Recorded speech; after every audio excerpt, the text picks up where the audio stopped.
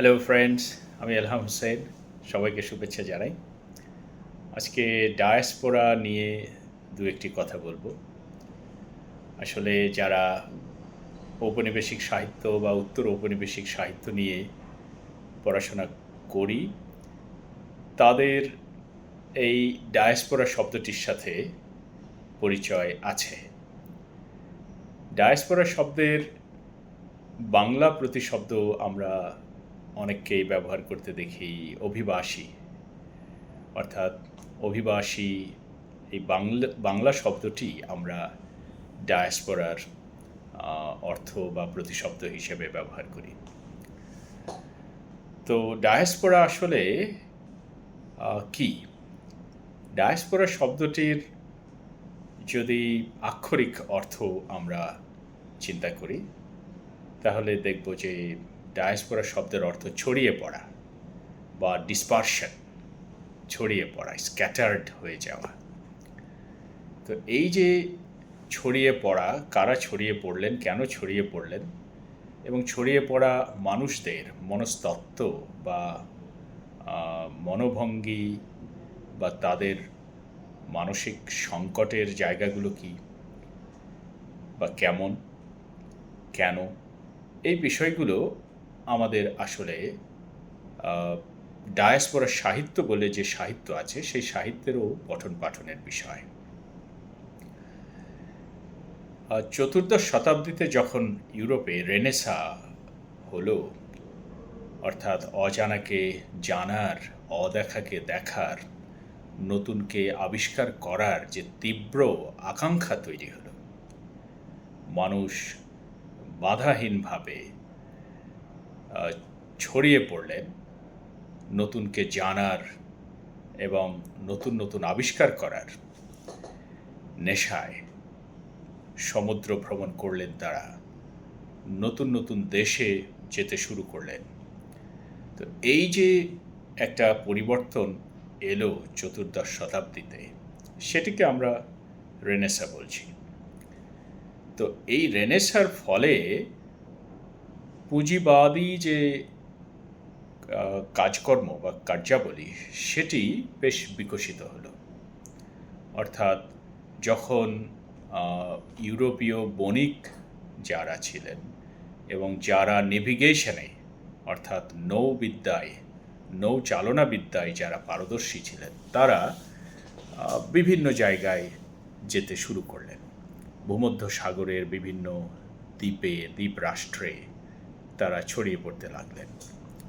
তারা আমেরিকায় গেলেন, দক্ষিণ আমেরিকার দিকে চলে গেলেন, সেখানকার নানান দেশে গেলেন, সেখানকার চিলি, আর্জেন্টিনা, ব্রাজিল, কলম্বিয়া, বিভিন্ন জায়গায় চলে গেলেন এবং দেখলেন প্রচুর জায়গা আছে, কৃষিকাজের মতো জায়গা আছে, কিন্তু সেখানে পর্যাপ্ত সংখ্যক মানুষ নেই সেই জমিগুলো চাষ করার জন্য। এখন এই মানুষগুলো কোত্থেকে তারা সংগ্রহ করবেন? তখন এই বণিকরা, যারা পরবর্তীতে ঔপনিবেশিকদের ভূমিকায় অবতীর্ণ হলেন, যারা কলোনাইজার হয়ে গেলেন, তারা চলে গেলেন বিভিন্ন দেশে, আফ্রিকায়, এছাড়া আমাদের এই ভারতবর্ষেও তারা এসেছেন, উপনিবেশ স্থাপন করেছেন। তো বিভিন্ন জায়গায় চলে গেলেন, বিশেষ করে আফ্রিকায় যখন চলে গেলেন, আফ্রিকার মানুষদের তারা দাস বানিয়ে এই জায়গাগুলোতে, যেমন আমেরিকার বিভিন্ন দেশ, দক্ষিণ আমেরিকার বিভিন্ন জায়গা, যেমন West Indies, Malaya, Fiji, Mauritius, এইরকম দেশসমূহে যেখানে কৃষিকাজের পর্যাপ্ত সুযোগ আছে, যেখানকার আবহাওয়া কৃষিপণ্য উৎপাদনে, বিশেষ করে আখ বা সুগার কেইন, চা, এই সমস্ত পণ্য উৎপাদনে বেশ উর্বর জমি আছে এবং অনুকূল আবহাওয়া আছে, সেই জায়গাগুলোতে এরা আফ্রিকা থেকে অসংখ্য মানুষকে দাস বানিয়ে নিয়ে যেতে লাগলেন। এভাবে আফ্রিকার মানুষ ছড়িয়ে পড়লেন। শুধু যে এইভাবেই ডায়াসপোরা হয়েছে তা নয়, ডায়াসপোরার কিছু প্রাকৃতিক কারণও থাকে। কোনো কারণে যদি কোনো এলাকায় ভূমিকম্প অথবা হঠাৎ জলবায়ুর পরিবর্তন হয় এবং জীবনযাপন বেশ কষ্টসাধ্য হয়ে ওঠে, তখন সেই এলাকার মানুষও অন্য এলাকায় চলে যান, এরাও ডায়াসপোরায় পরিণত হন। যেমন এরকম বিষয় আমরা জানি যে যেটিকে আমরা এখন সাহারা বলছি, সাহারা শব্দের অর্থই মরুভূমি, কাজেই সাহারা বলার পরে মরুভূমি শব্দটি না বললেও চলে। তো সেই সাহারা এক সময় বেশ উর্বর ভূমি ছিল, অনেক মানুষের বসতি ছিল, কৃষিকাজ সেখানে হতো, পশুপালন হতো। কিন্তু জলবায়ুর পরিবর্তনে সেই জায়গা এক সময় মরুভূমিতে পরিণত হয়, তখন সেখানকার মানুষজন অন্যান্য এলাকায় ছড়িয়ে পড়েন। এভাবে এরাও ডায়াসপোরা হয়ে গেছেন। এমনকি যারা ঔপনিবেশিক কলোনাইজার, তারাও ডায়াসপোরা, তারা তো নিজেদের দেশ ছেড়ে অন্য দেশে গিয়ে সেখানে তারা তাদের যে রাজত্ব সেটি কায়েম করেছে, তাদের যে ক্ষমতা সেটি প্রতিষ্ঠিত করেছে, এবং সেখানকার মানুষদের, স্থানীয়দের তারা নানানভাবে বঞ্চিত, নিপীড়ন, নির্যাতন করে তাদের যে সম্পদ সেটি লুণ্ঠন করেছে। তো এভাবে প্রাকৃতিক কারণেও, জলবায়ুর পরিবর্তন বা ভূমির গঠনের পরিবর্তনের কারণেও মানুষ ডায়াসপোরা হতে পারে। আবার হয়তো যুদ্ধ পরিস্থিতি তৈরি হয়েছে, যেখানে মানুষ নিরাপদ বোধ করছে না, সেখানকার মানুষও ডায়াসপোরা হতে পারে। যেমন 615 খ্রিস্টাব্দে বেশ কিছু সংখ্যক আরবীয় বা অ্যারাবিয়ান তারা মক্কা থেকে চলে যান, অর্থাৎ আরব থেকে চলে যান সেই সময়ের অক্সাম কিংডম বলে যে আফ্রিকান রাজ্য ছিল সেখানে, যেটিকে বর্তমানে আমরা ইথিওপিয়া এবং ইরিত্রিয়া বলে জানি, সেখানে তারা চলে গিয়ে ডায়াসপোরা হন। এভাবে অ্যারাবিয়ানরাও কিন্তু আফ্রিকায় চলে গেছে এবং তারা সেখানে ব্যবসা বাণিজ্য করেছেন। একসময় তারাও কিন্তু দাস ব্যবসা করেছেন এবং তারা দাস বিক্রি করতেন আমাদের এই ভারতবর্ষে, ইংরেজদের কাছে বা এখানকার ধনী মানুষদের কাছে দাস বিক্রি করতেন।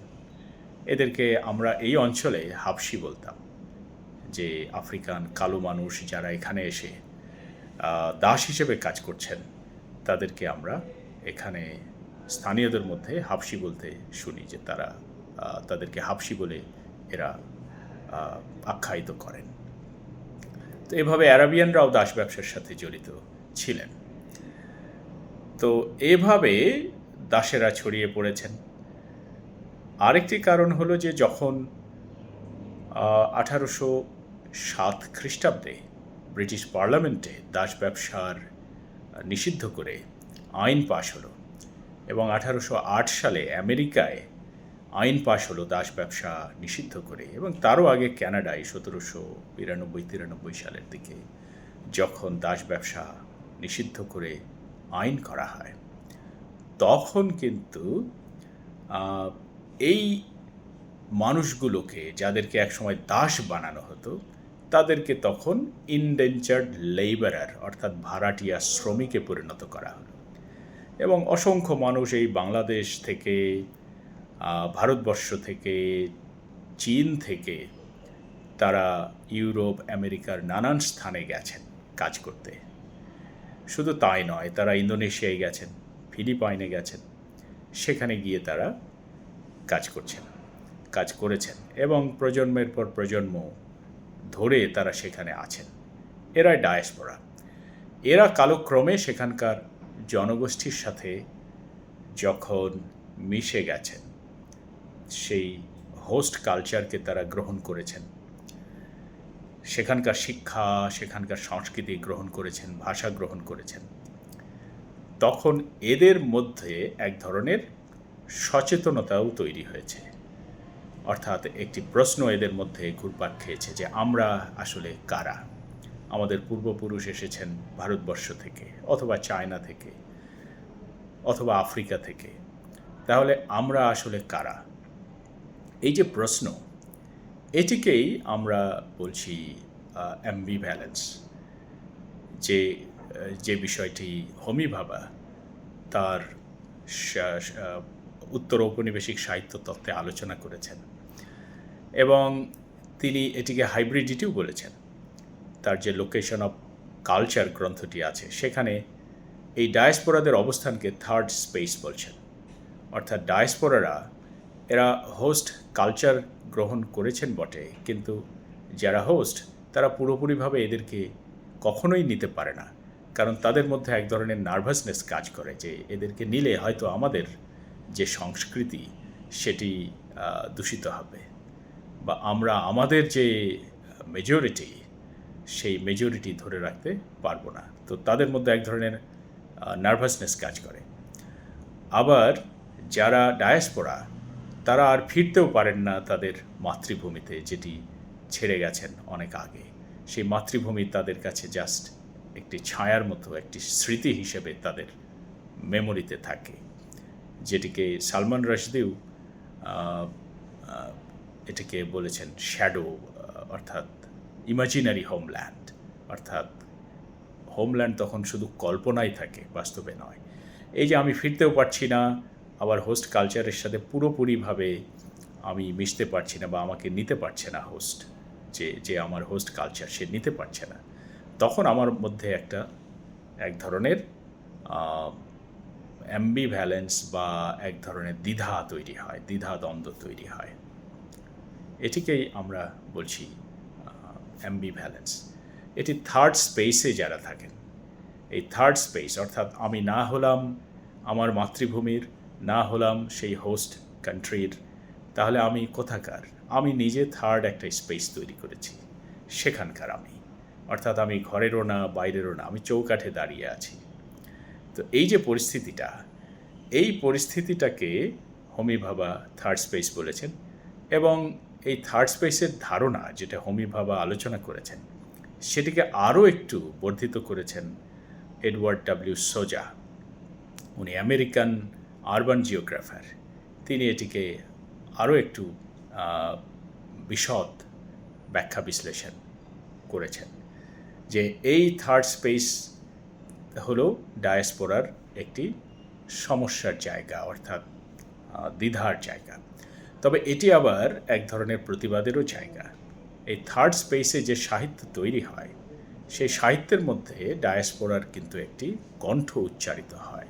সেই কণ্ঠ হলো যে সে তার নিজের একটি স্বতন্ত্র পরিচয় প্রতিষ্ঠা করার সচেতনতা এখানে প্রচার করতে চায়, প্রতিষ্ঠা করতে চায়।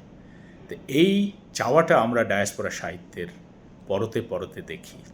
আমাদের বাংলাদেশের ডায়াসপোরা লেখক আছেন তাহমিমা আনাম, জিয়া হায়দার রহমান, মনিকা আলী। তাদের সাহিত্য পড়লেও আমরা সেখানে এই আকাঙ্ক্ষাটা দেখি যে নিজের যে পরিচয়, সেই পরিচয় প্রতিষ্ঠার, নিজের একটি ভয়েস বা কণ্ঠস্বর নির্মাণের একটি জোর চেষ্টা রয়েছে।